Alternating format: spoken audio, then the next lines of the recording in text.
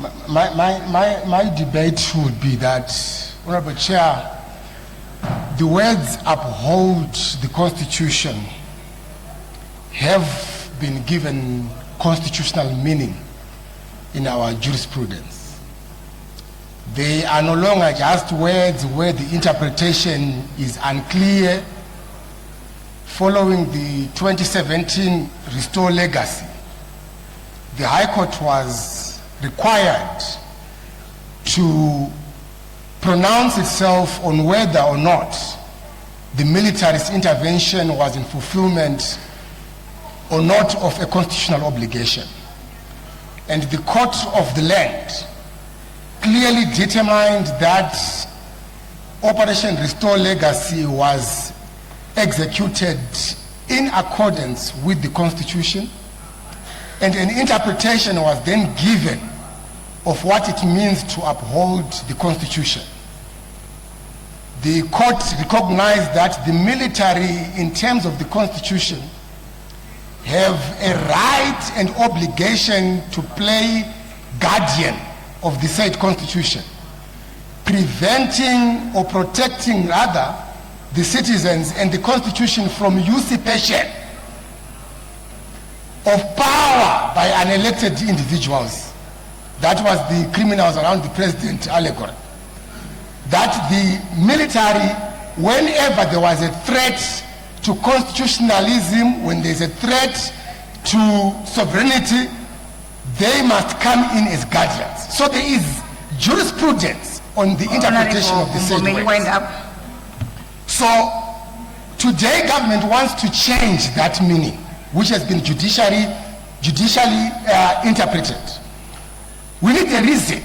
What mischief is government seeking to attend to? What has changed in terms of the meaning that the courts of the land have given to the obligation of upholding the Constitution? Because the army must not just, act in accordance. They must be a guardian. And it's not, comparatively, it's not something that will be unique to Zimbabwe.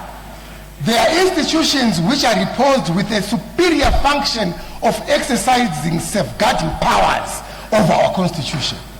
So, as long as there is no clarity on the mischief which is sought to be addressed, let's respect what the courts have acknowledged and interpreted of this section, and let's maintain section 212. Thank you.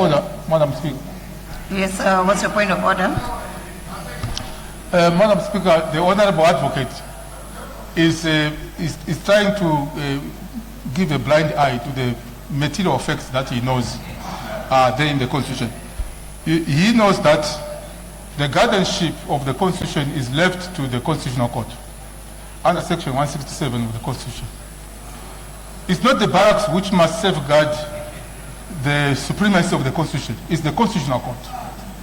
So what we said is that as we are transitioning from a presidential system to a parliamentary executive system, we need to separate and to remove any form of interference from the barracks on the civilian authority.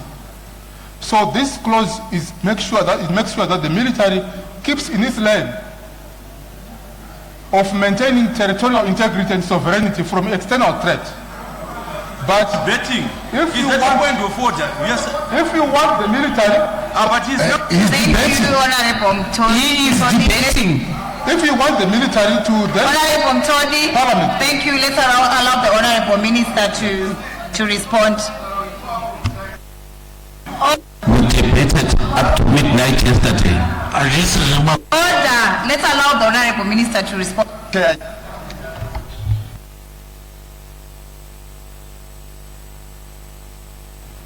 I'm following the debate. I tend to agree with Honorable Mshoriwa, but I just want Honorable Gumbo to give me comparisons of constitutions that have this kind of section in them. I think it's very good when we compare, when we do comparative analysis, so you can give me, and then we can use that, because he said it's not unique what we have there. But I believe that there is no way you can uphold something that you are not acting in accordance with. That's why I said what Honorable Mshoriwa said makes sense, that I can as well return it as it is in the amendment that I proposed. But so that we are all clear, because we are here to improve our law, not to say that why are we doing this when we see something and we believe that there is need for improvement. We can do that. Perhaps Honorable Gumbo can give me comparisons so that we can proceed. Further debate. Order. Honorable Gumbo. Honorable Chair, you know, when the minister stood up, I was happy because I thought he would comment on the first part of the jurisprudence that has been set in as far as interpreting the meaning of that of section 212. Yes, we can go comparative, but our courts, the highest court of our land, have pronounced themselves on this very issue and the meaning of 212, upholding the Constitution and the significance thereof of that clause. Why are we running away from it? Maybe he can guide me. I don't remember this issue going to the Constitutional Court. Just responding, he said the highest court. So I am not aware. But I think it's not debate which is not enriching. That is the problem. I acknowledged the debate by Honorable Mshoriwa. It's not about scoring points, but he said other comparative jurisdictions. And I said, can you show me? And he says the High Court. It becomes disappointing. I quoted his own words to say other jurisdiction, and I wanted to those other jurisdictions, then we can copy those jurisdictions. But he's now saying the Zimbabwean High Court, which is highest court. I then remain confused. Further debate. I can call the government chief whip.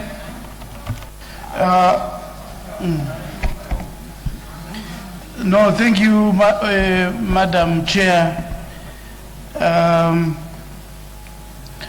Madam Chair, I am of the opinion that we can still find a common ground and send the same message.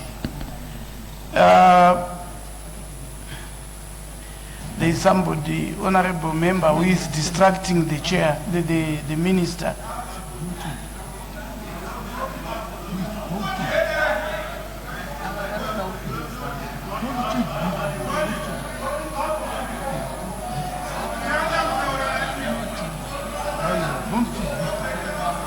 Order.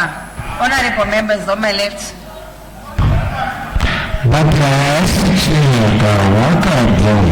Can I You may proceed.